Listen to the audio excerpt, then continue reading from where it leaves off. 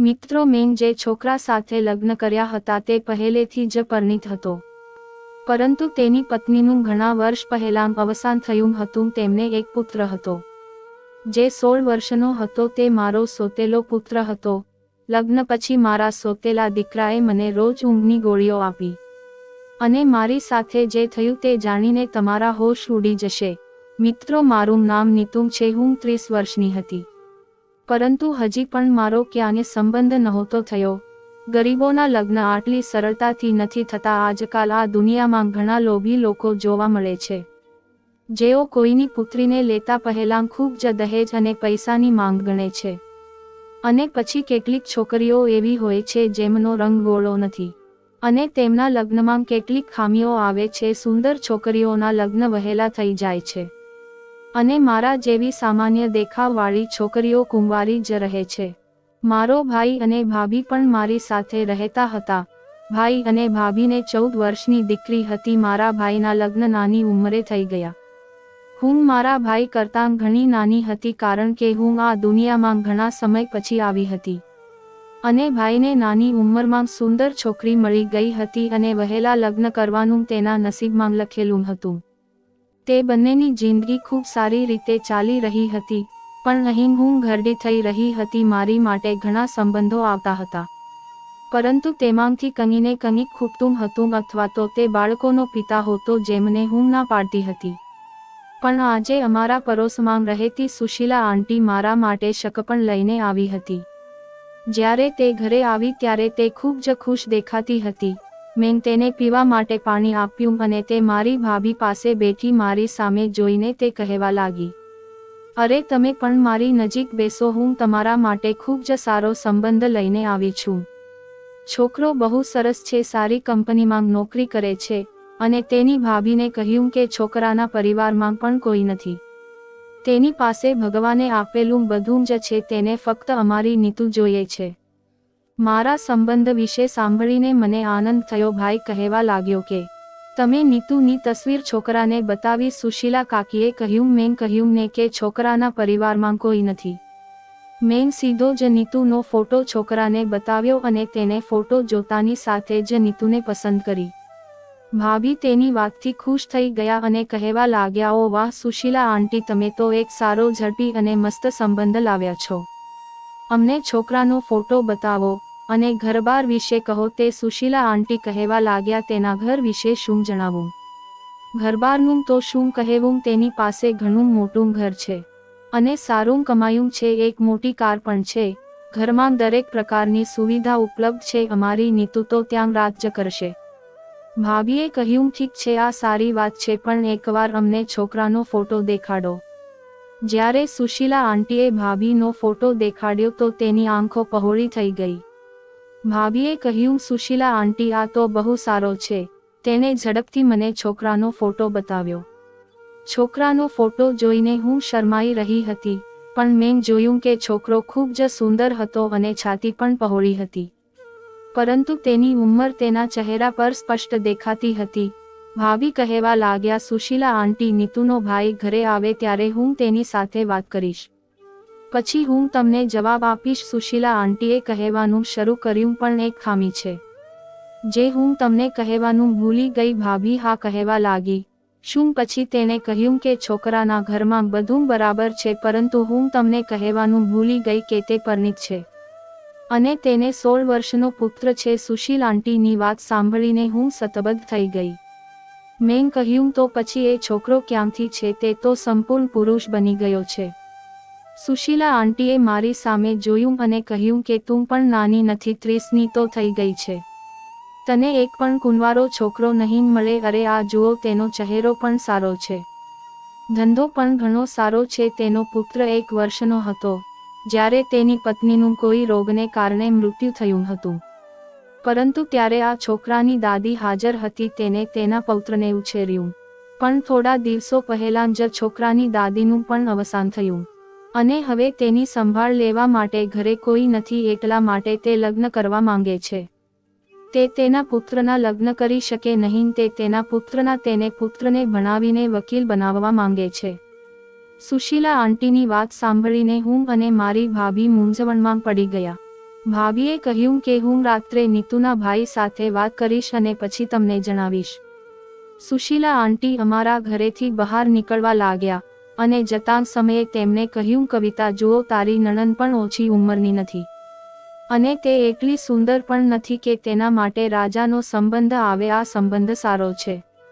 છોકરાએ નીતુનો ફોટો જોતાની સાથે જ સંબંધ માટે હા પાડી. તેને કંઈ જોઈતું નથી. તેને માત્ર એક પત્ની જોઈએ છે જે તેના ઘર અને તેના પુત્રની સારી રીતે સંભાળ રાખી શકે. અને તે ઘણા સમયથી એકલો જીવે છે. તેથી જો તારી નણંદ તેને પત્ની સુખ આપશે તો તેને પલકો પર રાખશે. સુશીલા આંટીની વાત સાંભળીને હું અંદર ચાલી આવી. વિચારવા લાગી, આ તો 16 વર્ષથી સ્ત્રીનો ભૂખ્યો છે. હું જઈશ તો મારી હાલત ખરાબ થઈ જશે. સુશીલા આંટીએ ભાભીના નંબર પર છોકરાનો ફોટો વોટ્સઅપ કર્યો હતો.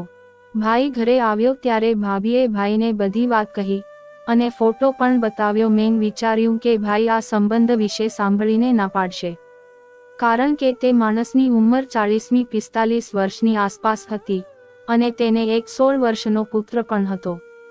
પણ ભાઈ બોલ્યા, હું તો નીતુ માટે સંબંધો જોઈને કંટાળી ગયો છું. લોકો કહે છે કે તારે તારી બહેનના લગ્ન જ કરવા નથી, પણ હું તેમને શું કહું કે કેટલાક સંબંધો તેના દેખાવને કારણે જ નથી આવતા અને કેટલાક સંબંધો એટલા માટે નથી આવતા કે અમે ગરીબ છીએ અને લોકો સારી રીતે જાણે છે અને અમે અમારી બહેનને સારું દહેજ આપી શકતા નથી. મને લાગે છે કે આ સંબંધ આપની નીતુ માટે છે, એકદમ સારો છે. બીજા દિવસે જ્યારે ભાઈ તેને મળવા છોકરાના ઘરે ગયો ત્યારે તેને બધું ખૂબ ગમ્યું. ભાઈ ઘરે આવતાની સાથે જ કહ્યું કે તમે તો ત્યાં રાજ કરશો. છોકરો બહુ જ સરસ છે અને જો તેને દીકરો છે તો શું તેને પણ એક માની જરૂર છે અને તમે પણ ઘરેલું વ્યક્તિ છો. તે ઘરમાં તમારું જીવન ખૂબ જ સારું રહેશે. બધા લોકોને આ સંબંધ ખૂબ પસંદ આવ્યો. તેથી જ હું કંઈ કરી શકી નહીં, કારણ કે હવે મારા માટેનો સંબંધ જોઈને ભાઈએ પણ હાર માની લીધી હતી. આ માણસે ખરેખર અમારી પાસેથી કોઈ માંગણી કરી ન હતી અને તેથી મારા લગ્નો આ માણસ સાથે સાદાઈથી થઈ ગયા. મારા પતિનું ઘર ખૂબ સરસ હતું. જોતાની સાથે જ મને ગમ્યું. મારા પતિની ઉંમર ભલે 40 વર્ષની હતી પણ તે એકદમ યુવાન દેખાતા હતા. તેણે તેમને ખૂબ જ ફિટ બનાવીને રાખ્યા હતા. તેના પુત્રનું નામ રોહન હતું અને તે મારા પતિનો નાના ભાઈ જેવો લાગતો હતો. મને લાગ્યું કે રોહનનું તેને સોતેલી માંગ સાથેનું વર્તન કદાચ સારું નહીં હોય, પરંતુ તે તો ખૂબ જ સારો વ્યક્તિ હતો. તેને મને હૃદયથી સ્વીકારી લીધી. જ્યારે હું આ ઘરમાં આવી ત્યારે તેને મારા ચરણ સ્પર્શ કરીને આશીર્વાદ લીધા અને કહ્યું કે હવે તમે મારી માંગ છો, તમે જ છો જેને મારી અને મારા પિતાની સંભાળ લેવાની, અને તે ખરેખર ખૂબ જ સરસ હતી અને મને તે ખૂબ જ ગમ્યું. મારા પતિએ પણ અમારા લગ્નની પહેલી રાત્રે મારી પાસેથી વચન લીધું હતું કે હું તેમના પુત્રનું ખૂબ ધ્યાન રાખીશ અને હું ક્યારેય તેની સામે સોતેલી માંગ જેવું વર્તન નહીં કરું.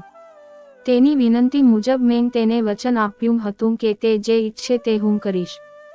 મારા પતિ મને ખૂબ પ્રેમ કરતા હતા. મારા પતિએ મને કહ્યું કે તે તેની પ્રથમ પત્ની સાથે માત્ર 2 વર્ષ રહ્યા હતા અને તેણે બાકીનું જીવન એકલા વિતાવ્યું છે. હવે મને પત્ની સાથે પ્રેમની પણ જરૂર છે. હું તારી પાસેથી પત્ની હક માંગું છું. મેં કહ્યું, એમાં માંગવાનું શું, હું તો તમારી જ છું. પછી તેણે મને એક ગિફ્ટ આપ્યું જેમાં બહુ સરસ સૂટ હતું. હું સમજી ગઈ હવે 16 વર્ષનો બોજ મારા પર નીકળશે. હું હસીને કહ્યું, આ શું, હું આવા કપડાં નથી પહેરતી. તેને કહ્યું, તું મારી પત્ની છે, મારી સામે કેવી શરમ. પછી હું બાથરૂમમાં ચાલી ગઈ. અમારા લગ્નને ઘણા દિવસો થઈ ગયા. મારા પતિ નોકરી પર જવા લાગ્યા. હું આખો દિવસ કામ કરીને આ ઘરમાં એકલી રહેતી. મારું જીવન ખૂબ જ સારી રીતે ચાલી રહ્યું હતું. લગ્ન પહેલાનું જીવન ગરીબીમાં જીવતી હતી, પણ આ ઘરમાં આવ્યા પછી મારું જીવન સંપૂર્ણપણે બદલાઈ ગયું. એ જ રીતે મારા લગ્નોને 1 વર્ષ થઈ ગયું હતું. રોહન મને તેની માંગ માનતો હતો અને તે પહેલેથી જ મને હૃદયથી તેની માંગ માની રહ્યો હતો. મેં તેની ખૂબ કાળજી લીધી હતી અને મારા પતિને તો મેં આવતા જ દિલ જીતી લીધું હતું અને તેને કોઈ કમી અનુભવવા નહોતી દીધી. આ રોહને આખી જિંદગી વગર વિતાવી દીધી હતી. પરંતુ હવે તે મારી સાથે ખૂબ જ ખુશ હતો અને મારા પતિ પણ આ બધામાં ખૂબ ખુશ હતા. અને તે મારા પતિ પાસે મારા ખૂબ વખાણ કરતો હતો અને કોઈ કામ કરતો ન હતો. રોહન આખો સમય ઘરે જ રહેતો હતો અને ઘરે રહીને અભ્યાસ પણ કરતો હતો. તે મારો ખૂબ સારો મિત્ર પણ બની ગયો અને હું તેની સાથે બાળકની જેમ વર્તન કરતી. અમે એકબીજા સાથે તોફાન અને મસ્તી કરતા. સવારે મારા પતિ ઓફિસે જવા નીકળતા ત્યારે સાંજે જ ઘરે આવતા હતા. મારો પુત્ર આખો દિવસ મારી સાથે રહેતો. જ્યારે પણ મારે કંઈક ખાવાનું મન થતું ત્યારે રોહન મારા માટે લાવતો, જેના પર મારા પતિ મને મનાઈ કરતા. તે એ બાબતે મને સાથ આપતો. અમે બંને સાથે માર્કેટ પણ જતા. આમ તો મારા પતિ ઘણા સારા હતા, પણ તેમને પ્રતિબંધો રાખવાનો શોખ હતો અને હું જાણતી હતી કે આ તેની ભૂલ નથી અને તેણે આ બધું અમારી સુરક્ષા માટે કર્યું હશે. મારી ભત્રીજી પણ મને રોહનની જેમ લગ્ન પહેલા પ્રેમ કરતી હતી. તેથી લગ્ન પછી નેહા અમારા ઘરે આવતી હતી. તે મારા પુત્ર કરતાં 2 વર્ષ નાની હતી. ત્યારે તે ઘરે આવતી ત્યારે અમે ત્રણેય સાથે એવી મસ્તી કરતા હતા કે બધાને નવાઈ લાગતી. જીવન આ રીતે ખૂબ જ સરસ અને આનંદપૂર્વક ચાલી રહ્યું હતું. મારા લગ્નને 4 વર્ષ થઈ ગયા અને હું હસતી ખુશ હતી. મને પણ ખબર ન હતી કે 4 વર્ષ કેવી રીતે પસાર થઈ ગયા.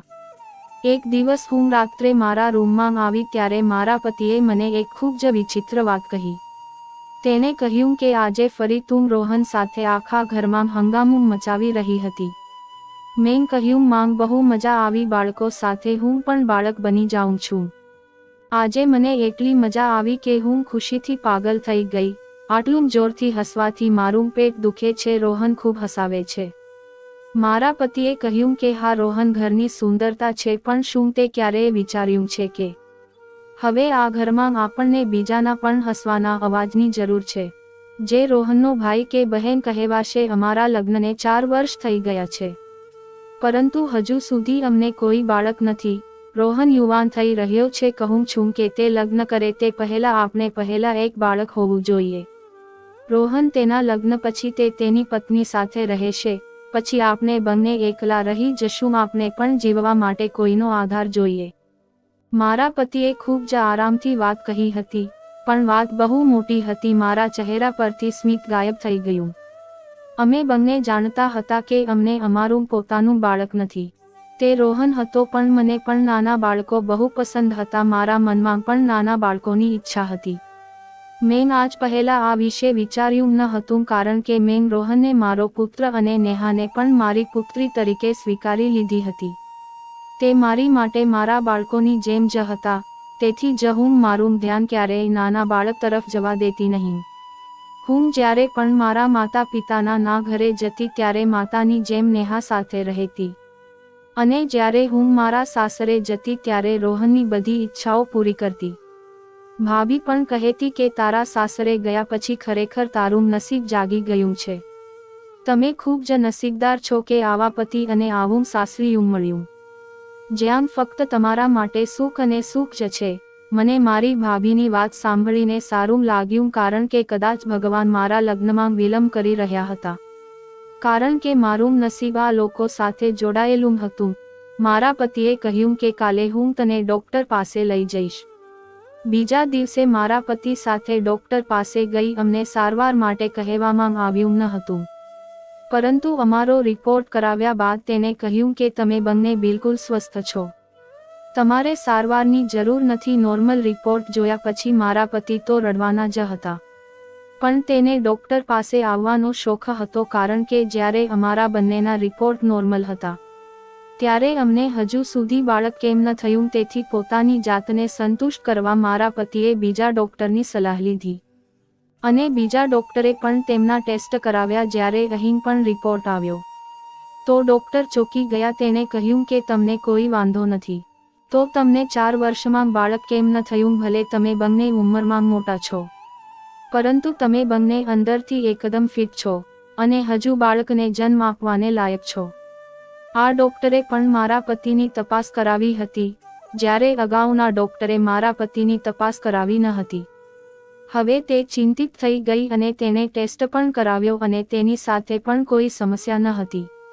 ડોક્ટરે કહ્યું કે તેને આવું પહેલી વાર જોયું છે. ભગવાન તરફથી વિલંબ થાય છે.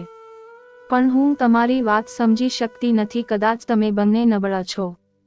પણ મને નબળાઈ નથી લાગતી. તમારા રિપોર્ટમાં આ સ્પષ્ટ નથી કે તમે નબળા છો. હમણાં માટે ડોક્ટરેને કંઈક અથવા બીજું લવાનું જ હતું.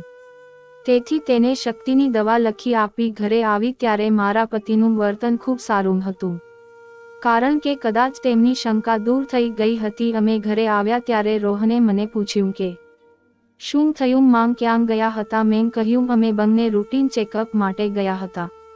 મેં રોહનને કહ્યું જુઓ, હું તારા માટે પિઝા લાવી છું.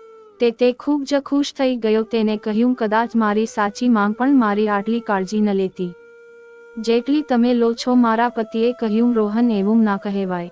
આ પણ તારી માંગ છીએ, તેથી તે તારા માટે ઘણું બધું કરે છે. રોહન કહેવા લાગ્યો પપ્પા, મેં લોકો પાસેથી સાંભળ્યું છે કે તેમની સોતેલી માંગ તમને પ્રેમ નથી કરતી, પરંતુ મારી માંગ મને ખૂબ પ્રેમ કરે છે જે રીતે તેઓએ મને રાખ્યો છે. કોઈ માંગ પોતાના બાળકને આ રીતે રાખે નહીં. હું યુવાન થઈ ગયો છું, પરંતુ આજે પણ તે મને બાળકની જેમ જ પ્રેમ કરે છે.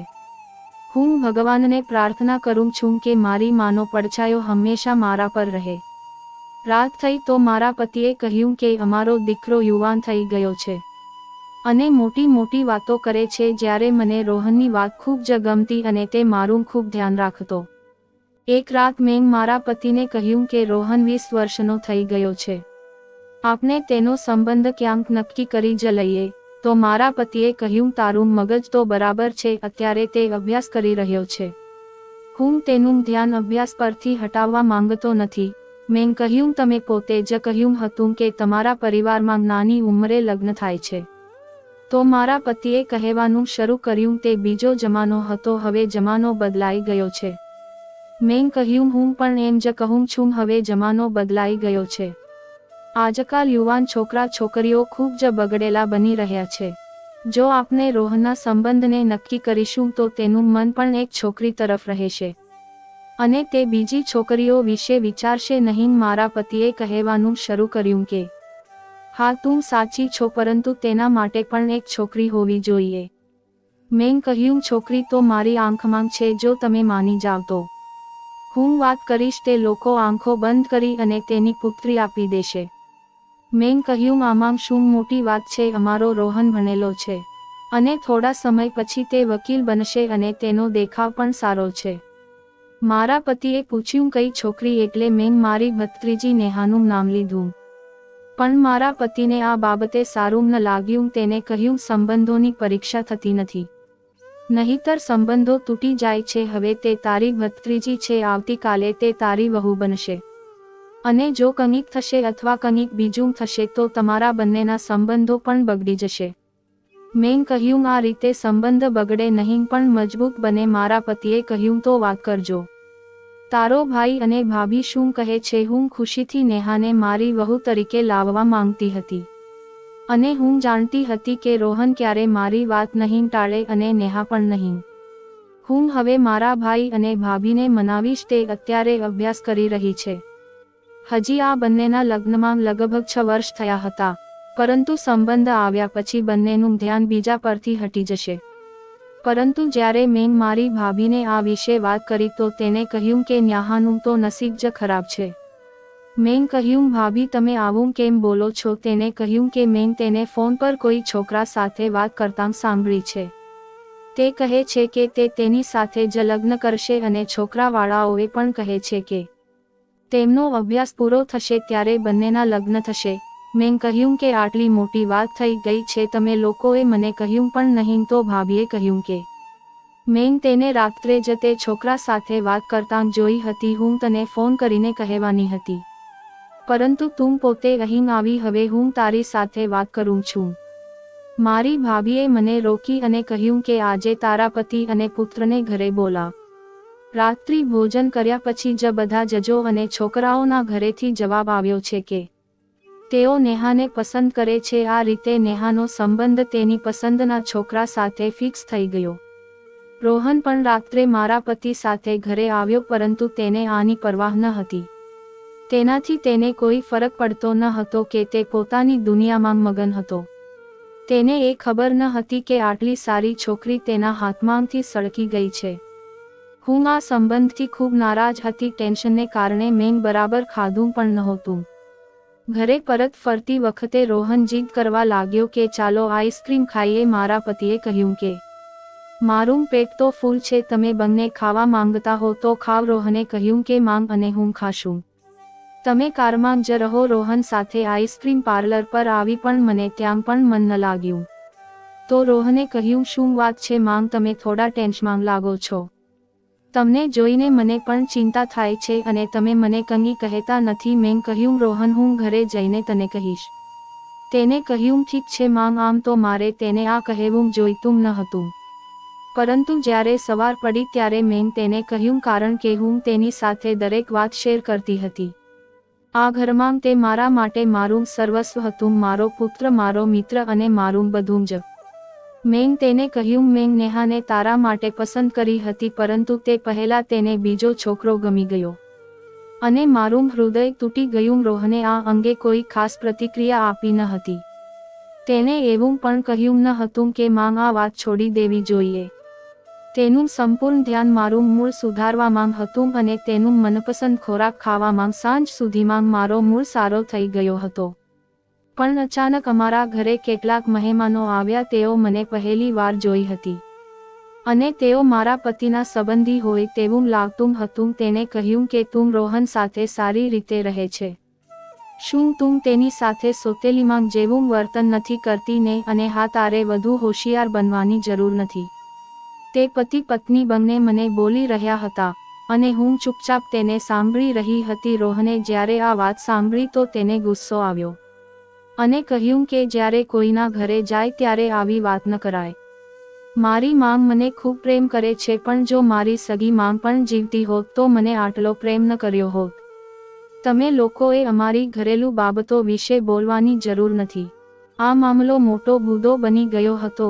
તેઓ પાગલની જેમ ગુસ્સે થવા લાગ્યા. તેને રોહને કહ્યું કે અમે તો તારી બાજુથી આ મહિલા સાથે વાત કરતા હતા, ઉલટું તે અમારી સાથે ગેરવર્તણૂક કરી. એટલે રોહન કહેવા લાગ્યો કે તમારે મારા પર આટલો મોટો ઉપકાર કરવાની જરૂર નથી. મારા પતિ ઘરે ન હતા, પણ જો તે ઘરે હોત તો રોહનને બધાની સામે થપ્પડ મારવામાં આવી હોત, કારણ કે મારા પતિએ તેના પુત્રને વડીલો સાથે વાત કરવાની આદત શીખવી હતી. પણ તે તેની બધી આદતોને ભૂલી ગયો હતો. પરંતુ મારા પતિને ફોન પર ફરિયાદ મળી ગઈ હતી. તેથી ઘરે આવતાની સાથે જ તેણે રોહનને ઘણી બધી વાતો કહી અને તેને ઠપકો પણ આપ્યો. મેં રોહનને બચાવ્યો હતો. મેં મારા પતિને કહ્યું કે તેને જવા દો, તે લોકો પણ ખોટા હતા. તે મારી સાથે કેવી રીતે વાત કરી રહ્યા હતા હું ચૂપચાપ સાંભળતી રહી. પણ રોહને તેને મારા બદલાનો જવાબ આપ્યો હતો અને તે યુવાન છે તેથી તેણે કોઈક રીતે મામલો સંભાળ્યો. બસ આ જ રીતે તે મને બચાવતો અને હું તેને બચાવતી. બીજા દિવસે હું ડોક્ટર પાસે ગઈ અને તેને કહ્યું કે મને લાગ્યું કે તમારા લોહીમાં કોઈ સમસ્યા છે. તે જાણવા માટે તમારે મોટો રિપોર્ટ કરાવવો પડશે. તમારા લોહીના સ્તરમાં કોઈ ફરક છે કે નહીં, કારણ કે ક્યારેક મને મારા શરીર પર વિચિત્ર એલર્જી થઈ જતી હતી. જ્યારે મેં ક્યારેક એવું કંઈ ખાધું ન હોય, કોક વખત મને કમરમાં દુખાવો થતો હતો. પણ જ્યારે મેં મારા પતિને આ કહ્યું તો તે કહેતા કે હવે તો તું વૃદ્ધ થઈ રહી છું. પરંતુ હજી પણ હું મારા પતિ કરતાં નાની હતી. હું લગભગ 35 વર્ષની હતી જ્યારે મારા પતિ 40 વર્ષના ડોક્ટરે કહ્યું કે અમારે તમારો રિપોર્ટ મોકલવો પડશે અને આવતા એક અઠવાડિયું લાગશે. તેથી મેં ટેસ્ટ કરાવ્યો. નેહા ફરી અમારા ઘરે આવવા લાગી. તે મારી ભત્રીજી હતી અને કોઈપણ રીતે હું ઈચ્છતી હતી કે તે ખુશ રહે. તેથી મેં પણ તેની સામે કંઈ ન કહ્યું અને તેના માતા પિતા ગામડે ગયા હોવાથી થોડા દિવસ તે અમારા ઘરે રહેવા આવી. તેની કોલેજ મારા ઘરની નજીક હતી, તેથી તે મારા ઘરેથી જ કોલેજ જતી. થોડા દિવસ પછી મારા ભાઈ ભાભી આવી ગયા તો નેહા ઘરે જવા લાગી. તે દિવસે નેહા તેના ઘરે જઈ રહી હતી ત્યારે રોહન તેને તેની બાઇક પર મૂકવા ગયો. નેહાના ગયા પછી ઘરના બધા કામો પતાવીને હું મુક્ત થઈને મારા રૂમમાં સૂઈ ગઈ. મારા પતિ જે રૂમમાં પહેલેથી જ બેઠા હતા તે કંઈક હિસાબ કરી રહ્યા હતા. ત્યારે અચાનક મારી ભાભીનો ફોન આવ્યો. મારા પતિ કહેવા લાગ્યા કે આ સમયે તારી ભાભી કેમ ફોન કરે છે? આજ સુધી તો તેને ક્યારેય આવા સમયે ફોન કર્યો નથી. મેં કહ્યું કે મને પૂછવા તો દો કે શું વાત છે, પણ ભાભીએ મને કોલ પર એવી વાત કરી કે મને નવાઈ લાગી. તેણે કહ્યું કે નેહા હજુ ઘરે નથી આવી, જો તે આજની રાત તમારા ઘરે રહેવા માંગતી હતી તો ભલે રહે, પણ મને કહી તો દેવું હતું. મેં કહ્યું ભાભી તમે શું કહો છો? નેહાને અહીંથી નીકળ્યાને તો લગભગ 6 કલાક થઈ ગઈ છે. તે 8 વાગે એ નીકળી ગઈ હતી અને હવે રાતના 1 વાગે છે. મેં એવું કહ્યું કે ભાભીનું દિલ બેસી ગયું. મારા પતિને પણ સમજાયું કે કંઈક ખોટું છે. મારા પતિ તરત જ નેહાને શોધવા ગયા અને મને ભાભીના ઘરે મૂકી ગયા હતા. ભાભી પણ કહેવા લાગ્યા કે હું સમજી કે આજની રાત નેહા તમારા ઘરે રહેવા માંગે છે, પણ મને ખબર ન હતી કે તે હજી ઘરે આવી નથી. તમે તેને કોની સાથે મોકલી? મેં કહ્યું ભાભી મેં નેહાને રોહન સાથે બાઇક પર મોકલી હતી. મારા પતિએ તરત જ રોહનને ફોન કર્યો અને કહ્યું કે તે તેને ક્યાં છોડી. મારા પતિ બહુ ગુસ્સામાં હતા. મેં મારા પતિને પૂછ્યું તમે કેમ ગુસ્સે છો? અમે આરામથી પણ વાત કરી શકીએ છીએ. તો મારા પતિએ કહ્યું કે તારું મગજ તો ખરાબ થઈ ગયું છે. જો ભગવાને તને બાળક આપ્યું હોત તો કદાચ તારું મન તેના માટે આટલું બગડ્યું ન હોત. તે નેહાને લઈને ગયો હતો અને તે હજી ઘરે પહોંચ નથી, મતલબ કે તે જાણે છે કે નેહા ક્યાં છે. અરે તમે મામલાની ઊંડાઈ નથી સમજી રહ્યા. પણ હું બધું સમજી રહી હતી, પણ હું કંઈ બોલતી ન હતી, કારણ કે હું જાણતી હતી કે રોહન કંઈ ખોટું કરી શકે નહીં. રોહને કહ્યું કે નેહા રસ્તામાં કોઈ પાર્લર તરફ ગઈ હતી. તેને કહ્યું મારે પાર્લરમાં જવું છે તો મને અહીં છોડી દો, હું જાતે પાર્લરમાંથી ઘરે ચાલી જઈશ. તેથી મેં તેને ત્યાં છોડી દીધી. રોહનની વાત મને તો સાચી લાગી, પણ નેહાનો કોઈ સુરાગ ન હતો.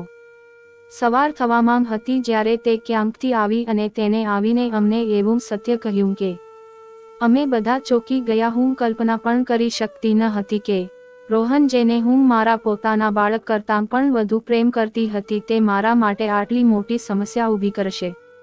કારણ કે રોહન જ નેહાને બ્લેકમેલ કરતો હતો. તે તેને કહેતો હતો કે મારી માંગ તારા કારણે ચિંતિત છે, તો તને ગમે તું તો છોકરો છોડ અને મને પસંદ કરવા લાગ. તું મને સારી નથી લાગતી, પણ માની ખુશી માટે હું તારી સાથે લગ્ન કરવા તૈયાર છું. જો રોહન આ વાત પોતાના મોઢેથી કહી હોત તો કદાચ કોઈ તેના પર વિશ્વાસ કરત નહીં, પરંતુ નેહાએ પોતે કહ્યું હતું કે તેને બ્લેકમેલ કરી હતી. જ્યારે મારા પતિએ રોહનને પૂછ્યું તો રોહને કહ્યું કે માંગ પરેશાન હતી અને કંઈ ખાતી કે પીતી પણ ન હતી. હું તેને ઉદાસ જોઈ શક્યો નહીં. તે મેં આ બધું કર્યું મારા પતિએ અને ભાઈ સામે. રોહનને ખૂબ ઠપકો આપ્યો હતો, પણ પછી વાત એટલી હદે પહોંચી ગઈ કે મારા પ્રેમે આ બધું કર્યું. અમે રોહનને સમજાવ્યા પછી ઘરે લાવ્યા. રોહને નેહાને તેના મિત્રના ઘરે તારું મારીને રાખી હતી અને રોહને નેહાને કહ્યું હતું કે તું અહીં બંધ રહીને વિચાર કર કે તારે શું કરવું છે. તારે નિર્ણય લેવાનો છે અને હું તારો નિર્ણય હામાં જ સાંભળવા માંગુ છું. આ ખૂબ જ ભાવનાત્મક પગલું હતું, પરંતુ તે રોહને કર્યું હતું, તેથી હું તેના પર વિશ્વાસ કરી શકતી ન હતી. મારા પતિએ તેને ખૂબ ઠપકો આપ્યો અને તેને ઘરે લઈ આવી અને તેને રૂમમાં બંધ કરી દીધો. અને પછી જ્યારે અમે બંને રૂમમાં આવ્યા ત્યારે મારા પતિએ બધો દોષ મારા પર નાખ્યો અને તેઓએ કહ્યું કે આ બધું તમારા બિનજરૂરી પ્રેમને કારણે થયું છે. તે મારો દીકરો છે, પણ તે તેને બહુ બગાડ્યો છે અને તેને સારા સંસ્કાર આપ્યા. જુઓ આજે તેને કેટલું ખોટું કામ કર્યું છે. આ સમજો. હવે મેં પણ નક્કી કરી લીધું હતું કે હું પણ મારી મર્યાદામાં રહીશ. બીજા જ દિવસે મેં તેના માટે નાસ્તો તૈયાર કર્યો, પણ મેં તેની સાથે બેસીને નાસ્તો ન કર્યો, ન તો મેં તેની સાથે કોઈ બિનજરૂરી વાત કરી. તેણે કહ્યું કે આજે મારી પસંદગીનું ભોજન રાંધ. મેં રોહનને કહ્યું કે ઠીક છે, હું તારી પસંદગીનું ભોજન બનાવીશ, પરંતુ તમે જાઓ, તમારા અભ્યાસ પર ધ્યાન આપો. તેના પેપર્સ બાકી હતા, પણ થોડા દિવસોની રજાઓ ચાલી રહી હતી, તેથી તે આ દિવસોમાં ખાલી હતો અને ઘરમાં દેખાતો હતો પેપર. સમજી ગયો કે હું તેની અવગણના કરી રહી છું. બસ ચૂપચાપ તે ત્યાંથી નીકળી ગયો. મેં તેની સાથે ક્યારેય આવી રીતે વર્તન કર્યું ન હતું. મને ખૂબ જ ખરાબ લાગતું હતું, પરંતુ મારા પતિ સાચા હતા, તેને સમજવાની જરૂર હતી. હું આ વાતને ભૂલી જવા માંગતી હતી, પરંતુ મારા પતિ તેમના પુત્ર માટે ખૂબ જ ગંભીર બની ગયા હતા. તેને કહ્યું કે તેને ખૂબ જ ખરાબ કામ કર્યું છે, તેને તે છોકરીનું અપહરણ કર્યું. આ કોઈ નાનું કામ નથી. તેથી હું એક મોટું પગલું ભરવા જઈ રહ્યો છું. મને મારા પુત્ર પાસેથી આની અપેક્ષા ન હતી, પરંતુ આ ભૂલથી આ પગલું ભરવાની ફરજ પડી હતી. તેણે કહેવાનું શરૂ કર્યું કે હું તેને અમેરિકા ભરવા મોકલી રહ્યો છું. તે ત્યાંથી ઉચ્ચ અભ્યાસ કરીને આવશે અને ત્યાં સુધી તે ત્યાં રહેશે. મેં કહ્યું, તે આપણાથી કેવી રીતે દૂર રહી શકે? મારા પતિ કહેવા લાગ્યા, તમારા બંનેની સજા જ આ છે. તમારા પ્રેમે મારા પુત્રને બગાડ્યો છે. હું તને તો મોકલી શકતો નથી, નહીં તો હું તને પણ ક્યાંક મોકલી દેત. મારા પતિ મારા પર ગુસ્સે થવા લાગ્યા. મારા પતિ કહેવા લાગ્યા કે જો લગ્નને 1 વર્ષ પછી જ અમને બંનેને એક બાળક થયું હોત, તેથી કદાચ તે તેના નાના ભાઈ કે બહેન સાથે વ્યસ્ત હોત, પરંતુ આજ સુધી તું એક બાળકને જન્મ આપી શકી નથી. મારા પતિએ હવે મને સંતાન ન થવા માટે ટોણા મારવાનું શરૂ કર્યું હતું. તેને કહ્યું કે તમે મારા પુત્રને એટલો બગાડ્યો છે કે તે તમારા પ્રેમમાં પાગલ થઈ ગયો છે, અને જો તે તમારી સાથે રહેશે તો તે વધુ પાગલ થઈ જશે. હું આજથી જ તેને અમેરિકા મોકલવાની વ્યવસ્થા કરીશ. જ્યારે મેં કહ્યું કે હું ઘરે એકલી રહીશ, તો મારા પતિએ કહેવા લાગ્યા કે તારી સજા એ પણ છે કે તારે ઘરમાં એકલા રહેવું પડશે. ત્યારે અચાનક પેલા ડોક્ટરનો પણ ફોન આવ્યો. ડોક્ટરે કહ્યું કે તમે જે ટેસ્ટ કર્યા હતા તેનો રિપોર્ટ આવી ગયો છે. તમે આવો, મારે તે તમારી સાથે કોઈ અગત્યની વાત કરવી છે. હું ડોક્ટર પાસે ગઈ. રસ્તામાં પણ હું મારા પતિ સાથે વાત કરવાનું વિચારતી હતી કે તે રોહનને અમારી પાસેથી દૂર ન કરે, તેને આટલી મોટી સજા ન આપે.